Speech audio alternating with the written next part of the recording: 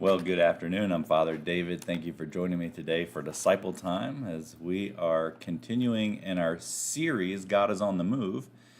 And today we are looking at God is on the Move, drawing the line.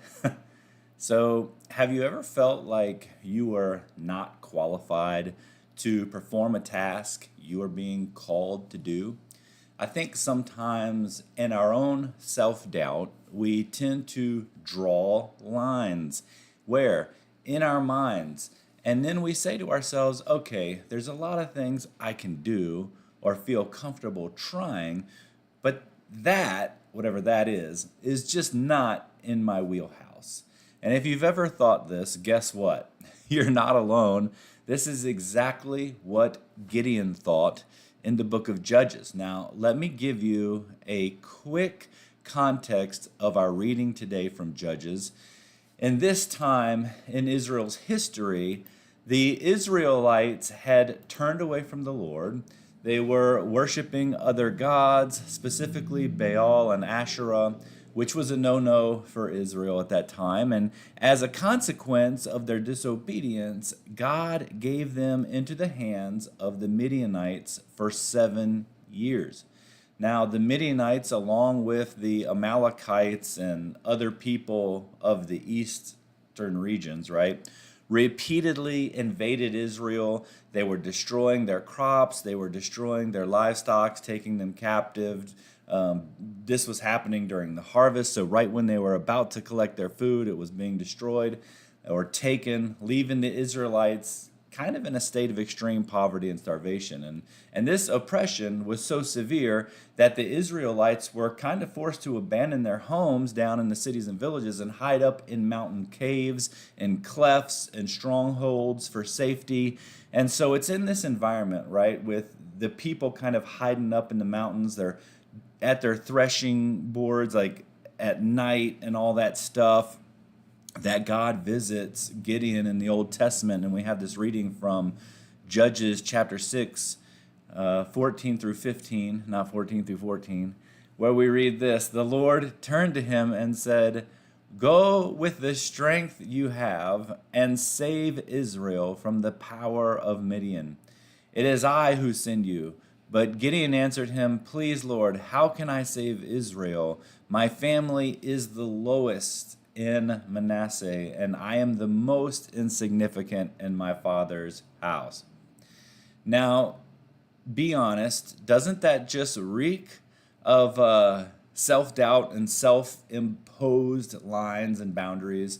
See, this is the double-edged sword today, right? Sometimes God is on the move drawing the line, but oftentimes we're on the move drawing our own lines.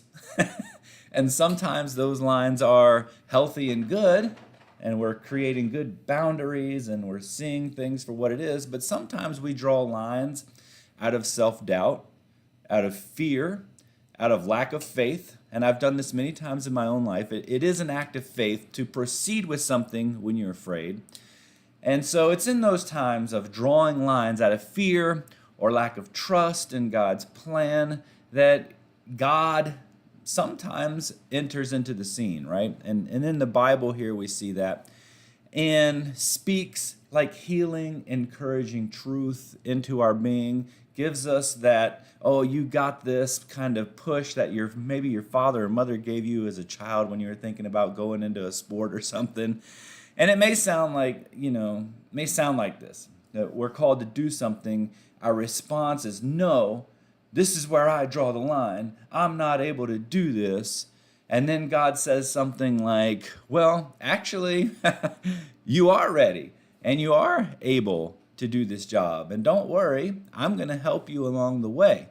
And I have to admit, it doesn't matter how capable or incapable we might feel at the time. If God is truly on our side and helping us, everything is possible, even things we can't even imagine. So just think about radio waves, right? Or cell phones, or space travel, or all these medical breakthroughs that we see. The fact is, God can illuminate our consciousness and carry us into discoveries that we never thought were possible. And oftentimes, though, those discoveries are about ourselves. We're discovering things about ourselves and what God can do with us, what we can accomplish if we don't let fear draw the line for us. And so, how does the gospel reading for the day kind of fit into this? I'm so glad you asked, because in today's gospel reading, we see Jesus say in Matthew 19:23, "Amen, I say to you, it will be hard for one who is rich to enter the kingdom of heaven." And as I thought about that, this is what I came to. First, I know a few really well-off people that I am convinced are not, I repeat, are not negatively impacted by their wealth. In fact, I see them constantly using their wealth compassionately for people in need out of love, right? And I think that is the loving example.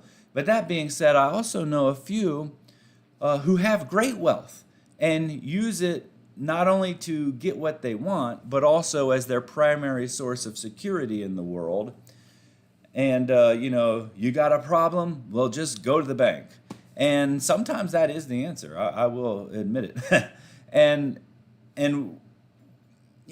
go to the bank. The problem is, right, that sometimes go to the bank can become the answer for everything, right? And then we can, if we're not careful, kind of leave God out of the picture. And that can be an issue. So if that's the case, we need a little bit of realignment to draw back to a place where our relationship with God encircles all we do and covers our life. And it's kind of like a prayerful life awakening to God's action in the world, that we become open to those holy moments where we see that maybe the answer is not just in money or this or that, but it's in God acting in people and actual human transformation occurring that's going to bring about some kind of change. And so we see that in Gideon. Eventually he obeys and takes up this mantle, and he goes and defeats a massive, huge army with just a little bit of resources and God's help. And so eventually he says yes to God, and we see God leading him past those self-imposed boundaries to more expansive undertakings, right, that he never thought were possible himself. And so maybe that's a case for us. Maybe God calls us to something more expansive. We don't think we can do it. We impose our own little line, but then once we pass that, we see, wow, there's this whole bigger thing I can now do because I walked past this fear spot. So, and that's all about drawing closer to God and not really depending on money or power or this or that, but depending on, God's ability to help you cross a threshold that you've set for yourself. And that's its own kind of wealth, right? Being able to do that. So what's the application for today? I think it's this. Don't draw your lines based on fear or lack of faith in what God can accomplish. Be like Gideon and maybe say yes to what God's calling you to, and try to step past those self-imposed kind of limitations. Well, thank you for joining me today as we looked at God is on the move, drawing the line. And we'll see you next week.